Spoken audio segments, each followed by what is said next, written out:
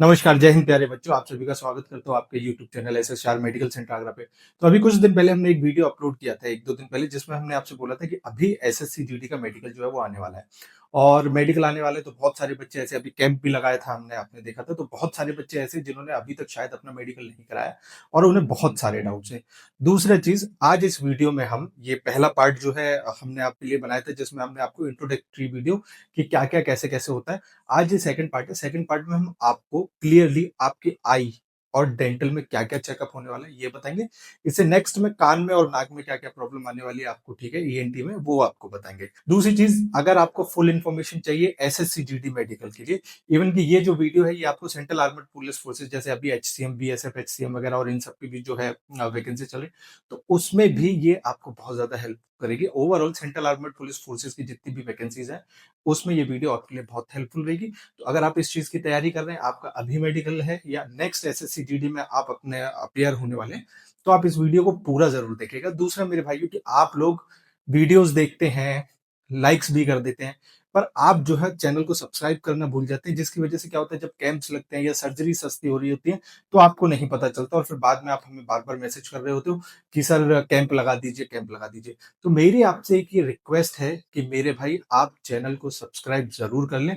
इसके लिए ना तो आपका पैसा खर्च होता है, ना इसके लिए आपको बहुत ज्यादा टाइम चाहिए, ठीक है। और चैनल सब्सक्राइब करने से आप ही को इन्फॉर्मेशन जो है वो मिलेगी। दूसरी चीज, आपका कोई पैसा तो खर्च हो नहीं रहा, और जो चैनल्स हैं उनको भी तो सब्सक्राइब करके रखते हैं ना। चैनल सब्सक्राइब करके रखिए, क्या पता आपके ही हित के लिए कोई वीडियो इसमें ऐसी आ जाए जो आपको मेडिकल के लिए बहुत अच्छी लगे, ठीक है। तो अब बात करते हैं हम मेडिकल के लिए। तो अभी एसएससी जीडी का मेडिकल जो एक अप्रोक्स डेट जो हमें सुनाई दे रही है, वो दे रही है कि 12 नवंबर से मेडिकल स्टार्ट हो सकते हैं। और वही चीज अंकित सर ने भी बताया था, और वही चीज मुझे लगता है कि आपके मिड ऑफ नवंबर से मेडिकल स्टार्ट होने के पूरे पूरे आसार है, ठीक है। तो अभी मेरे भाई, जितने भी दोस्त जो सोचे कि आई के लिए उन्हें लेजर करा लेना चाहिए, या किसी को कोई और प्रॉब्लम है उस चीज के लिए ऑपरेशन, तो वो सारी चीजें भी हम आपको इस वीडियो में कवर करके देंगे। तो वीडियो को लास्ट तक बने रहिएगा और चैनल को सब्सक्राइब जरूर कीजिएगा। और इस वीडियो में हम आपको सिर्फ वो पॉइंट बताएंगे जो आपके वहां पे चेक होने वाले हैं। उन इन पॉइंट्स को लेकर, अगर आपको आई से रिलेटेड कोई प्रॉब्लम लग रही है, तो अपने आसपास किसी भी आई के डॉक्टर को जाकर आप ये सारी चीजें चेक करवा लेंगे, तो आपका आई का जो है वो कवर हो जाएगा, ठीक है। बाकी अगर कोई प्रॉब्लम है तो आप एसएसआर मेडिकल सेंटर पर आ सकते हैं अपना मेडिकल कराने के लिए। तो बहुत ज्यादा टाइम ना लेते हुए आज हम स्टार्ट करते हैं सबसे पहले आई के लिए, ठीक है। तो पहले हम चलते हैं कि आई के लिए क्या उन्होंने क्राइटेरिया बनाया हुआ है, उसके अकॉर्डिंग फिर हम आगे बात करेंगे कि आई के लिए हमें क्या क्या चाहिए, ठीक है। तो जैसे कि हम इसमें आते हैं, इसमें दे रखा है detail medical examination, examination of eyes and visual standard क्या आपके होने चाहिए। तो विजुअल स्टैंडर्ड में मैं आपको बता दूं, आपकी राइट आई अगर 6/6 है और लेफ्ट वाली आई आपकी अगर 6/9 है, ठीक है, या फिर अगर आप लेफ्टी हैं, तो अगर आपकी लेफ्ट वाली आई 6/6 और राइट वाली 6/9 है, तो आपकी आईसाइट जो है वो चलेगी, वहां पे वो एक्सेप्टेबल है, उसके लिए आपको कुछ भी कराने की जरूरत नहीं है। तो जो राइटी है, राइट हैंड से काम करते हैं अपना, ठीक है, जिनका राइट डोमिनेटिंग है, अगर उनकी राइट वाली आई 6/6 और लेफ्ट 6/9 है, तो उनको कोई भी प्रॉब्लम नहीं होने वाली है। अगर कोई बच्चा लेफ्टी है और वो लिखता है, फॉर्म में फिल करके लिखता है कि वो लेफ्टी है, और उसकी लेफ्ट वाली आई 6/6 है, राइट वाली 6/9 है, तो वो भी चलेगी। बट अगर आपकी दोनों आई 6/9 है, तो आपको मेडिकल पॉइंट मिल जाएगा। और चश्मा जो है वो एसएससी जीडी में अलाउड वो लोग नहीं करते हैं। तो याद रखिएगा, अगर आप राइटी हैं तो राइट 6/6 होनी चाहिए, और अगर आप लेफ्टी हैं तो आपका लेफ्ट जो है वो 6/6 होना चाहिए। ये विजुअल स्टैंडर्ड जो है वो होते हैं। दूसरी अगर हम बात करें कि नियर विजन जो होता है, ठीक है, नियर विजन जो होता है, डिस्टेंस विजन में वो लोग क्या करते हैं, आपका जो डिस्टेंस जो होता है वो बढ़ाते हैं, वो 6 मीटर से, 6 मीटर्स अप्रोक्स 19.6 समथिंग फिट जो है वो उसमें आते हैं कंप्लीट। तो और जो डिस्टेंस विजन का जो चार्ट है, अगर आप गूगल पे सर्च करेंगे तो आप एक चार्ट ले लीजिए, डिस्टेंस विजन चार्ट के नाम से आएगा वो, ठीक है। ये स्क्रीन पे आपको दिख रहा होगा, इस तरीके का चार्ट आता है। उसको घर पे आप मेजर करके करीब करीब 20 फुट दूर से जो है वो अपनी आई जो है आप मेजर कीजिए, ठीक है। डिस्टेंस मेजर करके चार्ट लगाइए 20 फुट दूर पे, फिर अपनी एक आई क्लोज कीजिए, एक आई से पढ़ने की कोशिश कीजिए। अगर आप नीचे की सेकंड लास्ट लाइन, नीचे से ऊपर वाली लाइन अगर आप पढ़ पा रहे हैं, तो आपकी आईसाइट 6/6 है। आप चार्ट में देख सकते हैं, उसमें लिखा होता है कि ये 6/9, 6/6, 6/12 और 6/18 उसमें लिखा रहता है। नीचे की जो दो लाइन होती है मोस्टली वाली चार्ट में, वो 6/5 की होती है, उससे ऊपर 6/6 की होती है। अगर आप दोनों लाइन अपनी आईज क्लोज करके पढ़ पा रहे हैं ठीक से, तो आपको डिस्टेंस विजन की कोई शिकायत नहीं है। तो अब वो चार्ट जो है आप अमेज़न वगैरह से भी मंगा सकते हैं, गूगल पे सर्च करके भी मंगा सकते हैं और उसके थ्रू क्या होगा, आप अपनी आई साइट जो है चेक कर सकते हैं। अब आते हैं नियर विज़न के लिए। वैसे आप कोशिश कीजिए कि आप जाइए आई के डॉक्टर पे, है ना?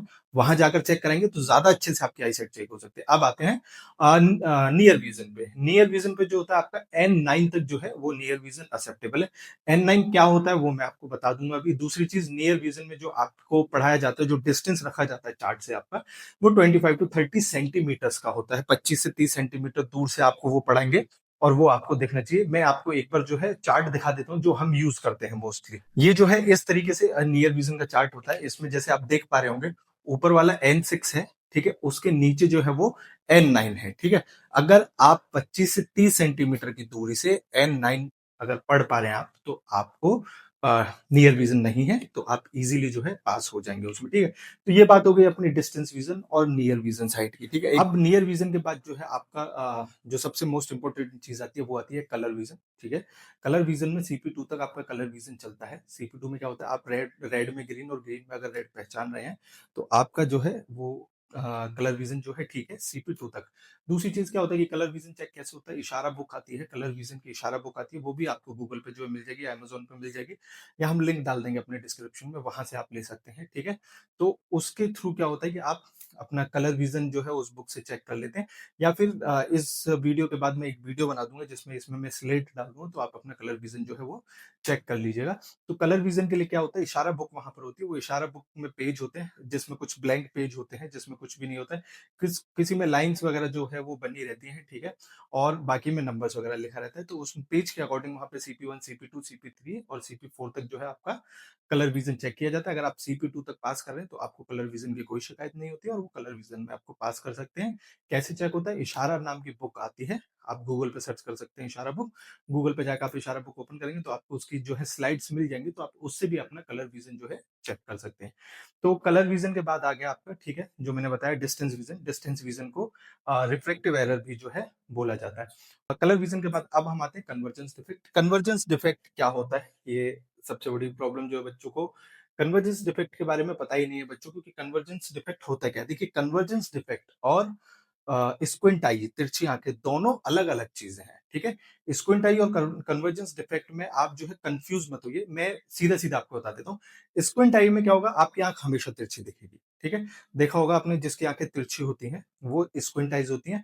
और कन्वर्जेंस डिफेक्ट जो होता है, कन्वर्जेंस डिफेक्ट आप कैसे चेक करेंगे कि आप किसी को भी अपने सामने खड़े कीजिए, आप पेन लीजिए, पेन के साथ आपकी जो आईज़ हैं, उसे, ये पेन की जो निब होनी चाहिए बिल्कुल आपके आईब्रोज के सेंटर पे रखिए और अपनी आँख को ऐसे करके चलाकर देखिए। तो हो सकता है शायद मुझे ना हो कन्वर्जेंस डिफेक्ट, तो आप देख सकते हैं कि मेरी दोनों आँखें एक साथ जो है पास और दूर जा रही हैं। तो इस तरीके से कन्वर्जेंस डिफेक्ट चेक किया जाता है। कन्वर्जेंस डिफेक्ट अब होता किसको, ये मैं आपको बता देता हूँ कि कन्वर्जेंस डिफेक्ट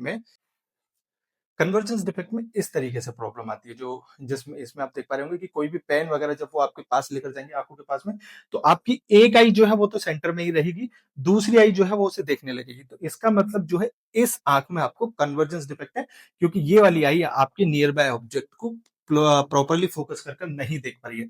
ये आई ठीक है क्योंकि ये पेन को प्रॉपर तरीके से देख रही है, बट इस आई में आपको कन्वर्जेंस डिफेक्ट है। इस चीज को बोलते हैं कन्वर्जेंस डिफेक्ट, ठीक है? और स्क्विंट आई क्या होती है वो भी मैं अभी आपको बता देता हूँ कि स्क्विंट आई में क्या होता है। स्क्विंट आई में इस तरीके से आपको हमेशा अपनी आंख जो है वो तिरछी दिखाई देगी, ठीक है? आंख तिरछी दिखाई देगी। अब वो जरूरी नहीं है कि आपको अंदर की तरफ हो, इसमें भी डिफरेंशिएट होता है मेरे भाई, है ना? वो डिफरेंशिएट मैं अभी आपको बता देता हूँ किस तरीके से आप देख सकते हैं। ऐसा नहीं कि सिर्फ अंदर की तरफ है, आपको एस्ट्रोपिया है तभी आपको स्क्विंट डिफेक्ट है, एक्सट्रोपिया भी हो सकता है, आपको एस्ट्रोपिया भी हो सकता है। तो नॉर्मल आंखें हमारी ऐसी होती हैं जैसे आप इसमें देख पा रहे होंगे, हैं? और अगर आपकी आई साइड अंदर की तरफ एस्ट्रोपिया, बाहर की तरफ एक्सट्रोपिया, ये मैं आपको बता रहा हूँ स्क्विंट आइज के लिए, ये कन्वर्जेंस डिफेक्ट के लिए नहीं है। कन्वर्जेंस डिफेक्ट में पेन के पास आने के बाद आपकी आंख एक अंदर की तरफ आएगी, एक आपकी नॉर्मल रहेगी, तो वो कन्वर्जेंस डिफेक्ट होता है। ये जो हम बात कर रहे हैं, ये बात कर रहे हैं हम स्क्विंट आइज के लिए, जिसमें आपकी आंख अंदर की तरफ ही दिख रही है परमानेंटली, उसे हम स्क्विंट आई बोलते हैं, ठीक है?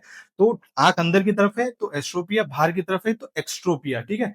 ऊपर की तरफ है तो हाइपरट्रोफिया और नीचे की तरफ है तो हाइपोट्रोफिया, ठीक है? ये तरीके से, तो इस तरीके से आप देख सकते हैं कि 4 तरीके जो हैं स्क्विंट आई होती हैं और ये परमानेंटली आँख ऐसे ही दिखेगी, या तो अंदर की तरफ या बाहर की तरफ, ऊपर की तरफ या नीचे की तरफ। इसको जो है आपका पॉइंट बोला जाता है स्क्विंट आई का। तो आई होप आपको समझ में आ गया होगा कि स्क्विंट में और कन्वर्जेंस डिफेक्ट में क्या डिफरेंस है। ठीक है, कन्वर्जेंस डिफेक्ट में पेन की वजह से ही पता चलेगा, स्क्विंट आई में आपकी आंख नॉर्मली भी टेढ़ी दिखाई देती है। उसके बाद सबसे बड़ी प्रॉब्लम आती है कोरिनल ओपेसिटी।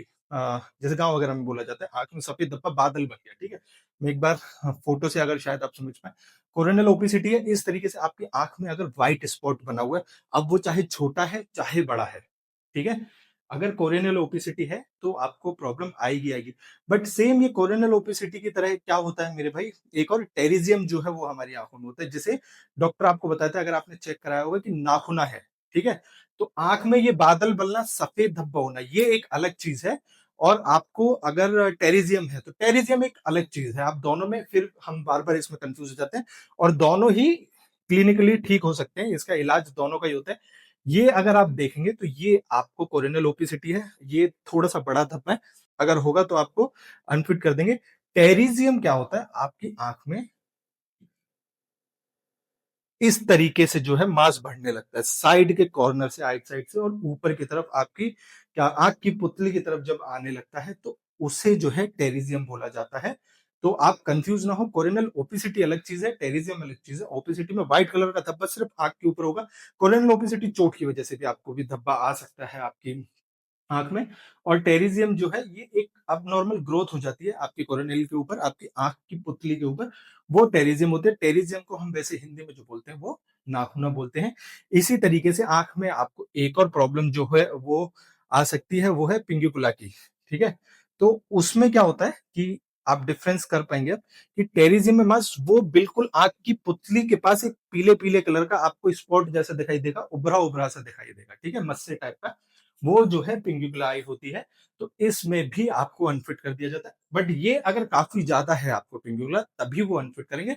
हल्का फुल्का है तो वो अनफिट नहीं करेंगे। पर हाँ, टेरिजियम नाखूना अगर थोड़ा सा भी है आपको तो वो आपको अनफिट कर देंगे, उसमें वो आपको फिट नहीं करेंगे। ठीक है मेरे भाई, तो ये आई थिंक आपको समझ में आ गया होगा। मैं कोशिश कर रहा हूँ कि जितने अच्छे से हो सके उतने अच्छे से मैं आपको समझा सकूं। ये कोरेनल ओपेसिटी है, आंख में सफेद धब्बा। ठीक है, उसके बाद आता है टेरिजियम। टेरिजियम क्या होता है, मांस बढ़ जाता है नाखून। उसके बाद होता है पिंगिकुला, उसमें क्या होता है आपकी पुतली के ऊपर तक मांस नहीं आएगा, पुतली के साइड में येलो येलो कलर का आपको जो है एक लाइन जैसी दिखने लगेगी, तो उसे बोलते हैं हम पिंगिकुला आई। अच्छा, उसके इसके बाद भी एक बहुत मेजर पॉइंट जो है बच्चों में देखने को मिलता है, बचपन से भी होता है और कभी कभी चोट की वजह से भी होता है, जैसे हम बोलते हैं कोलोबुमा आयरिश। ठीक है, तो बहुत रेयर देखने को मिलता है, बट जब ये देखने को मिलता है तो इसमें अगर अभी आप आंख देख रहे होंगे तो आपको लग रहा होगा कि नॉर्मल ही तो आंखें हैं, इसमें क्या प्रॉब्लम है। ठीक है, बट ये नॉर्मल आंखें नहीं है। जब हम इसकी पास से आयरिश को देखेंगे तो आप देख पा रहे होंगे कि इनकी आंख जो है, काली पुतली जो है वो फैल गई है। अब ये चोट की वजह से भी फैल सकती है, बचपन से भी आपको हो सकती है। ठीक है, जब आप इसे नॉर्मल तरीके से हम किसी की आंख को देखेंगे तो हमें इतना ज्यादा नहीं समझ में आता है कि इस तरीके की कोई शिकायत है। नॉर्मल अगर किसी बच्चे को भी अगर ये प्रॉब्लम है तो नहीं समझ में आता है।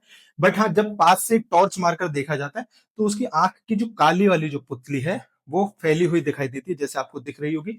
एक इमेज और है मेरे पास जो शायद आपको ज्यादा क्लियर तरीके से समझा सके।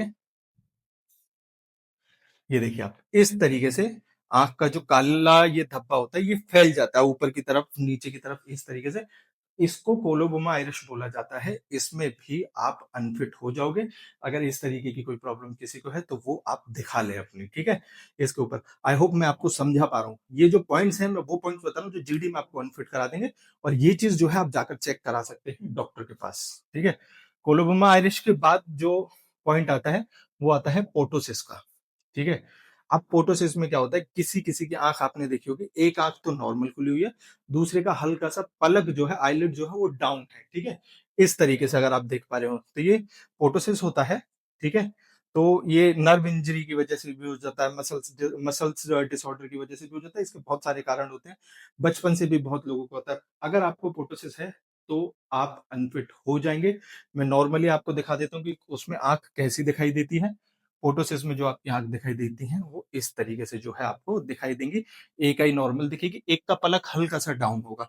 अब वो राइट भी हो सकती है, लेफ्ट भी हो सकती है। ठीक है, दोनों आँखें तो भी होती हैं, पर बहुत रेयरली देखने को मिलता है दोनों आँखों का।